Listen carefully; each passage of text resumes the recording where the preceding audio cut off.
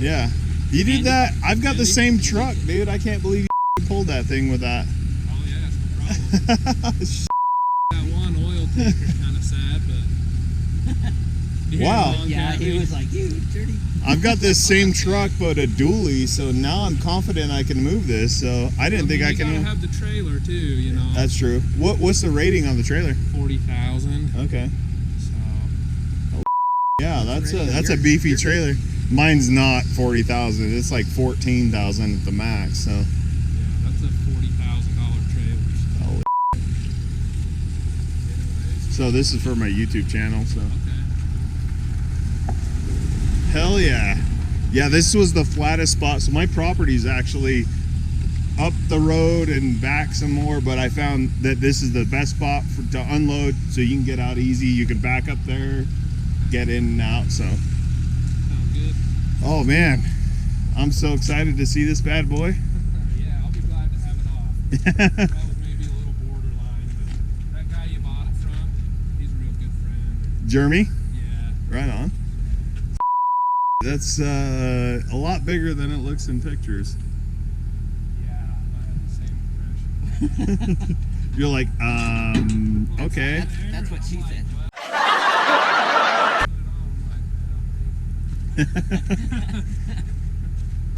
Ain't no turning back now.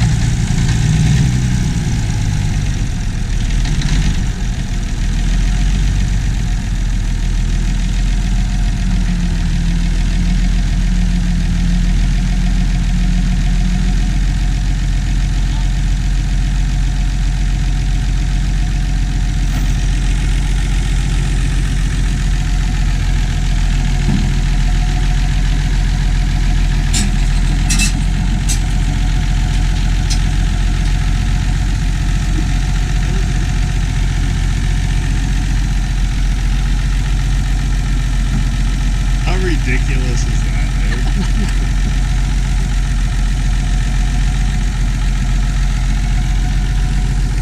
Guess who just bought a dozer?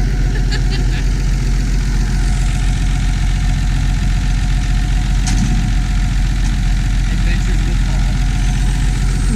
Adventures with Paul.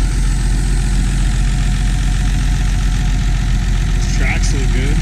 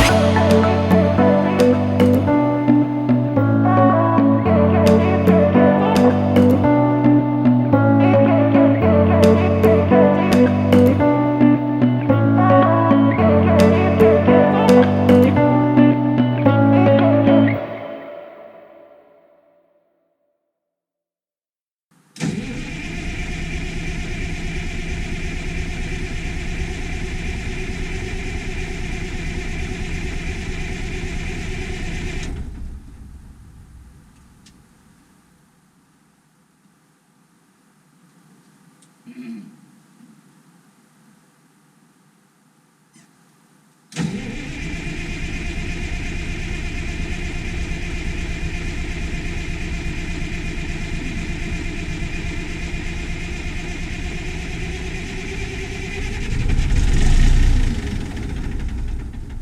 to start.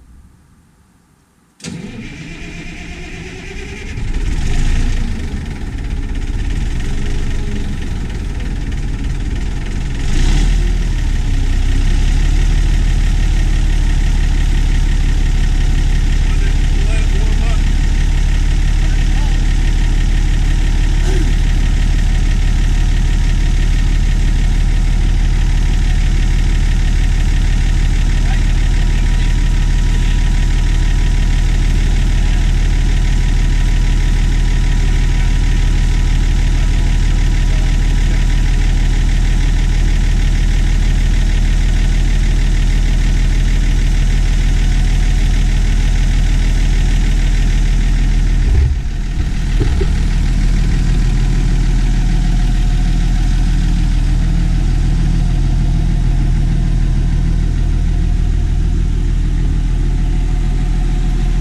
Hey Andy, do me a favor, climb up there and start flipping switches.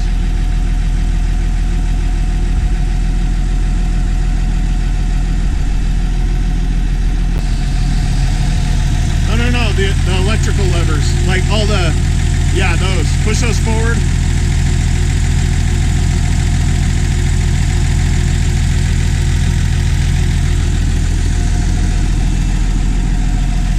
What about those?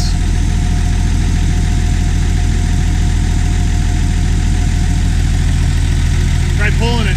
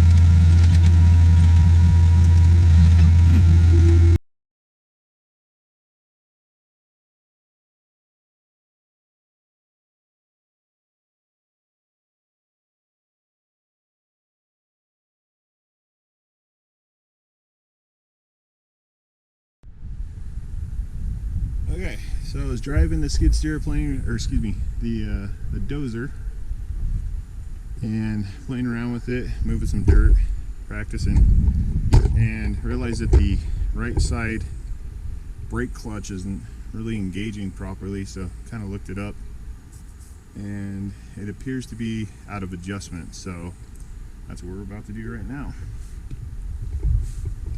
So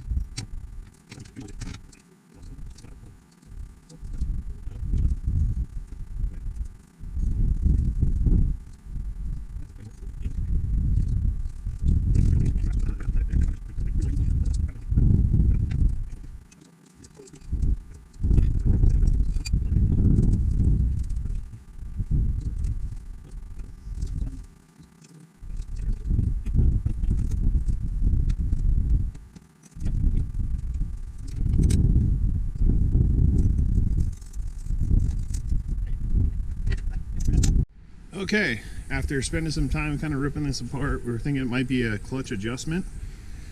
So one thing I was looking online, a couple of forums and stuff like that, is you got to make sure that the oil level's good. Okay, then bear with me here, I've never owned one of these before. So I don't know if you can see this, but I believe that's the steering mechanism box, I guess you could say.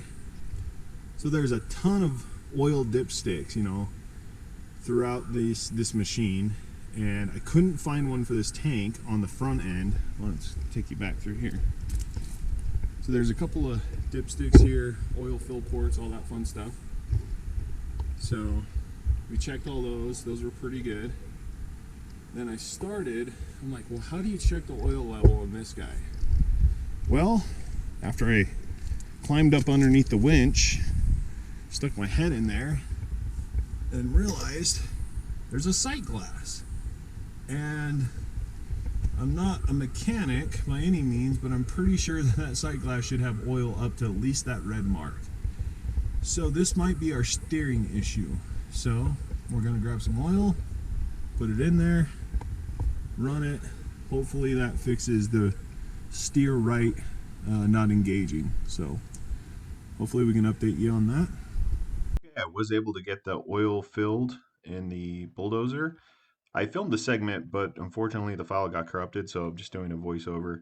That did seem to help the steering a little bit. I think I might have to do some adjustments on the brakes for the Bulldozer, but finally I can get some work done now that I've got some practice running it forward and backwards, back dragging the blade. Now keep in mind, I have never run a Bulldozer in my entire life. The reason why I purchased this Bulldozer, I own 10 acres of land in eastern Utah, and just the road leading into my property is almost 1,000 feet. The road wasn't bad, but it wasn't good either. And per the fire department and the fire marshal, I'm required to make it a little bit bigger. And rather than subcontracting this work out, which would probably cost me tens of thousands of dollars, I ended up getting a pretty good deal on this Bulldozer, and I'm a do-it-yourselfer, so I decided, hell, I could do it. This section of the road has got to be the worst. I'm practicing back dragging the blade and pushing the filter into the center section of the road that's been run out by rain. By this time, I was actually really starting to get the hang of how to run this dozer. All the controls on this machine are lever and clutch and multiple throttles. So it was quite intimidating to jump behind all the controls and get in here. But with some practice, I felt really comfortable, and I was actually able to get quite a bit of work done with this. Now, after I fix my road, the plan is to use this dozer to build out some secondary pads. Uh, the road leading into my property kind of ends at this main pad where I'm going to be building my container home. But I do have to build a couple secondary pads, be able to flip vehicles around and gravel and stuff like that. So once I get done with that, the plan is also to fix the main entrance leading in for all the other property owners. So I think I'm going to end it right here. And if you like these videos, please subscribe, and we'll see you on the next one.